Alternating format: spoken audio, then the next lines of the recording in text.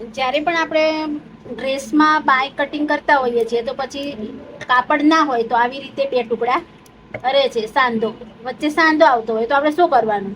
અહીં સાઈડોમાં કંઈ પણ નહીં કરવાનું, અહીંયા વચ્ચે એક ડિઝાઇન આપી દેવાની. તો કઈ રીતે આપીશું? તો સૌથી પહેલા આપણે વચ્ચે પાઇપિંગ મૂકી દઈશું.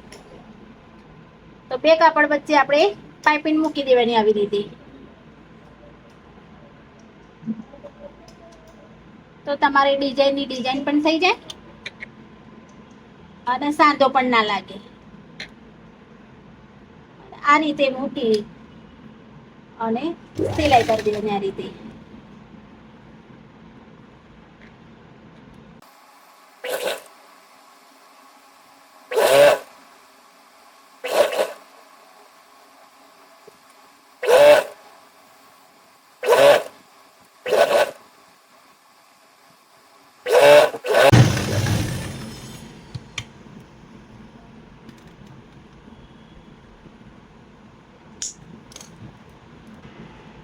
આ રીતે આપણે વચ્ચે પાઇપિંગ મૂકી દેવાની અને અહીંથી આપણે બાય કટિંગ કરી શકીએ છીએ.